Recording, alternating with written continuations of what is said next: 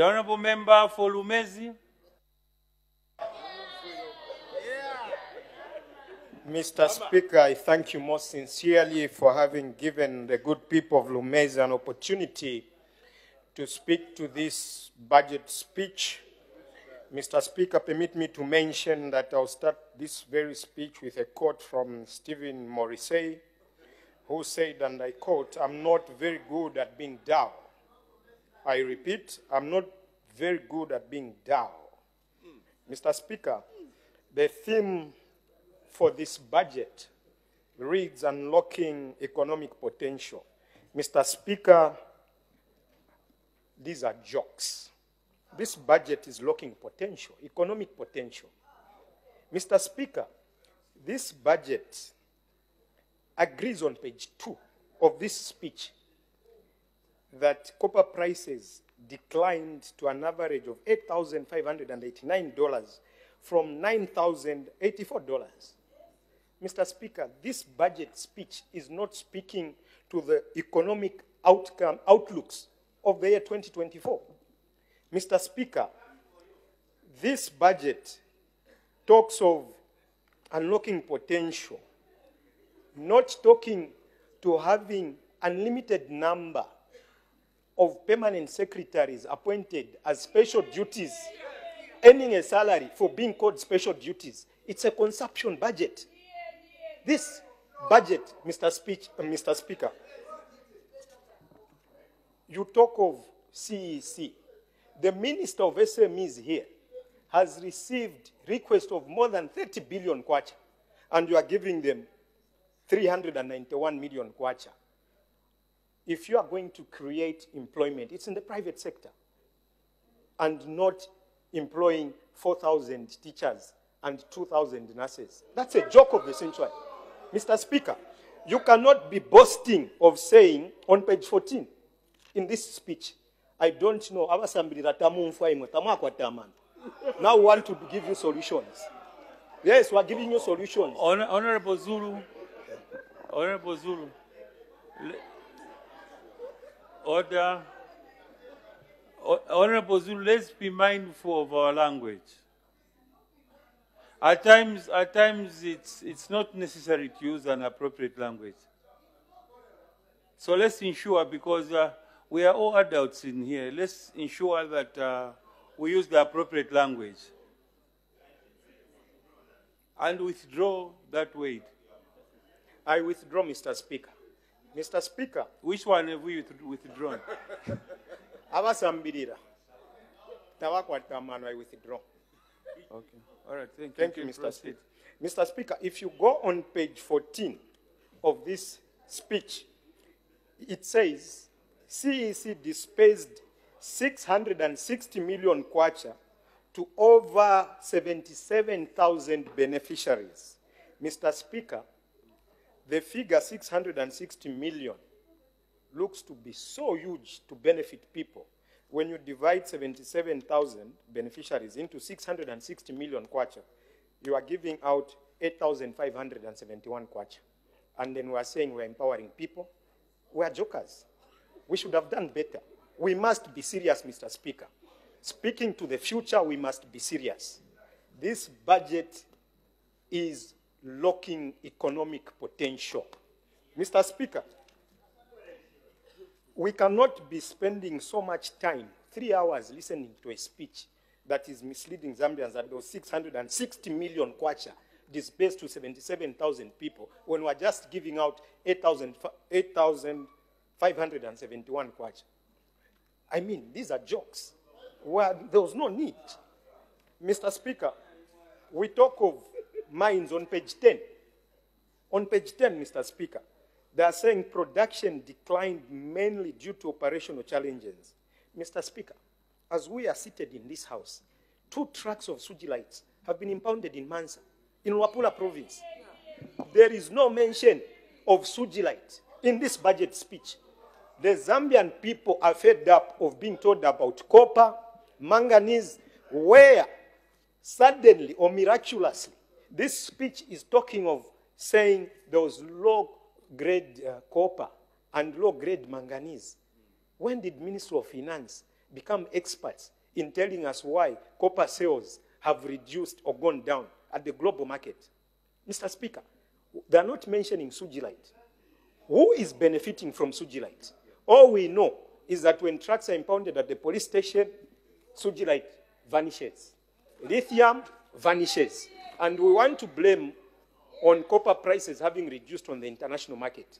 Mr. Speaker, in my preamble, I had mentioned that this budget is not speaking to the economic outlook of the year 2024 because we've limited our views and thoughts to copper, manganese. We are not talking about Sugilite.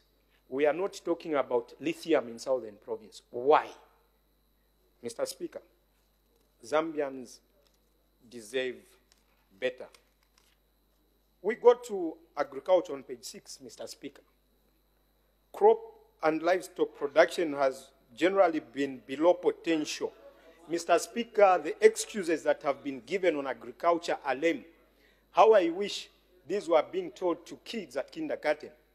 Mr. Speaker, you cannot tell the Zambian people to grow soya because you found market in China. A year later, you are telling the Zambians that we are not buying soya beans. In Lumezi last year, we were buying soya at 15 kwacha. Today, we are buying soya at 5 kwacha. People didn't grow maize.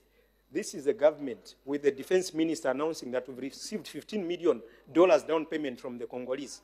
And then we tell us that there is shortage of maize because of weather and climatic conditions. Global warming should not be an excuse, Mr. Speaker.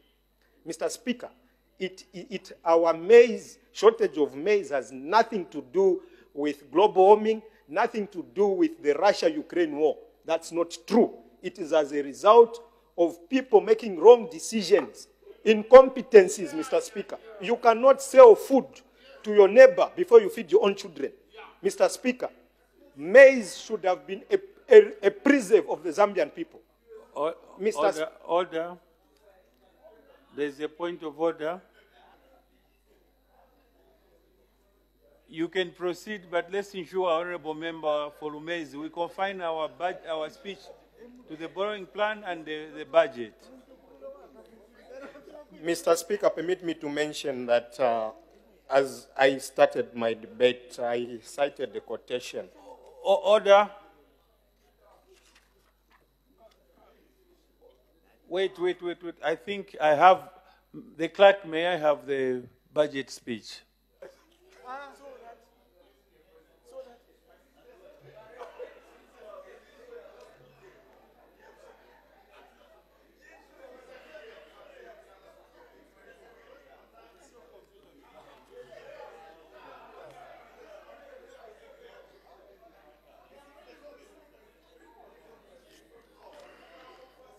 Order. Honorable members, if you read on 67, it's there. It says, Madam Speaker, government has declared all minerals as strategic for the country's economical prosperity. In this regard, government will enhance the exploration and trade of these mineral resources. So far, preliminary geological surveys for lithium in Mapatizia and Sugilite in Chembe have been concluded. So let's, just like I guided, Honorable Member, may you take your seat. Just like I guided, let's ensure that we debate the budget speech. The issue that the point of order was raised on was the omission of Sugilites. That the Honorable Member alleged that the Minister never spoke about it. It's here in the budget speech. So, Honorable Member, let's stick to the budget speech and the borrowing plan. Mr. Speaker, progressively speaking, you will need to be engaged with debates. Mr. Speaker, you will need to engage us in debates because now you are being unfair on us. Mr. Speaker, it's him who raised the point of order. then it's you now debating with me when I don't have the authority to debate. Mr. Speaker, I can't engage you in a debate. I can't. The rules don't allow me to debate with you. I have to debate with them. Mr. Speaker, how? How do I debate with you? You are the presiding officer. You are the referee. Honorable member, may you take your seat just for a moment? How I intervened into your debate was that when you went off your way, you were alleging that Sujilite wasn't mentioned during the presentation of the speech. So the member raised on a point of order. But at that point, he could not substantiate his point of order because the page he had flipped was the other side. So I continue guiding. Let's ensure that we follow the budget speech. You may continue. Mr. Speaker, permit me to briefly speak to the CEC. Mr. Speaker, why this budget is lacking economic potential. You cannot allocate 398 million kwacha to CEC. What we should have done was to allocate more than 3 billion that has gone to the CDF, which we are not receiving timely, to attend to young entrepreneurs. Mr. Speaker, had we allocated even 10 billion kwacha and provided for consultants in each and every district, would be creating 1 million jobs per annum, and not these 4,000 jobs that someone is preaching about.